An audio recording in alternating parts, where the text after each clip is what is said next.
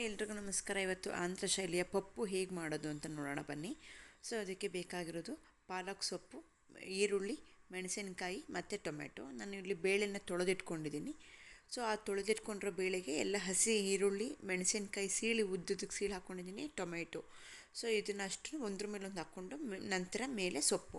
So ತುಂಬ ನೀರು ಬೇಡ ಪಪ್ಪಿಗೆ. ಸೊ ಗಟ್ಟಿಯಾಗಿದ್ರೇ ಚೆಂದ.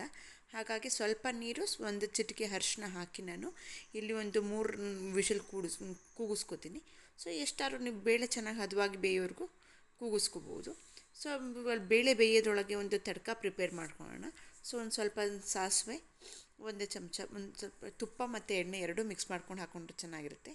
ಸೊ ಸಾಸಿವೆ, ಕಡಲೆಬೇಳೆ, ಒಂದು ಸ್ವಲ್ಪ ಉದ್ದಿನಬೇಳೆ. ಈ ಕಡಲೆಬೇಳೆ ಮತ್ತು ಉದ್ದಿನಬೇಳೆ ಆಪ್ಷನಲ್ಲು. ಸೊ ಬೇಕಿದ್ದರೆ ಸೇರಿಸ್ಕೋಬೋದು, ಇಲ್ಲಾಂದರೆ ಬಿಡಬಹುದು. ಸಾಸಿವೆ ಮತ್ತು ಜೀರಿಗೆ ಒಳ್ಳೆ ಕಾಂಬಿನೇಷನ್. ಸೊ ನೀವು ಕಡಲೆಬೇಳೆ ಉದ್ದಿನಬೇಳೆ ಬಿಟ್ಟು ಬರೀ ಸಾಸಿವೆ ಜೀರಿಗೆನೂ ಹಾಕ್ಕೊಂಡ್ರೆ ತುಂಬಾ ರುಚಿಯಾಗಿರುತ್ತೆ. ಸೊ ಸಾಸಿವೆ, ಜೀರಿಗೆ, ಇನ್ನೊಂದು ಸ್ವಲ್ಪ ಬೆಳ್ಳುಳ್ಳಿನ ನಾನು ಅಲ್ಲಿಗೆ ಕುಕ್ಕರ್ಗೆ ಹಾಕಿದ್ರೆ ತುಂಬ ಚೆನ್ನಾಗಿರೋದು. ಸೊ ಅಲ್ಲಿ ಮರ್ತಿರೋದ್ರಿಂದ ನಾನು ಇಲ್ಲಿ ತಡ್ಕಾಗಿ ಹಾಕ್ತಾಯಿದ್ದೀನಿ. ಸೊ ಒಂದು ಸ್ವಲ್ಪ ಬೆಳ್ಳುಳ್ಳಿ, ಒಂದು ಒಣಮೆಣಸಿನ್ಕಾಯಿ, ಕರಿಬೇವಿನ ಸೊಪ್ಪು. ಸೊ ಇಷ್ಟೇ ತಡ್ಕಾಗೆ ಬೇಕಾಗಿರೋದು. ಸೊ ಬೇಗ ಆಗುವಂಥ ಒಂದು ರೆಸಿಪಿ ಅಂತಂದರೆ ಪಪ್ಪು.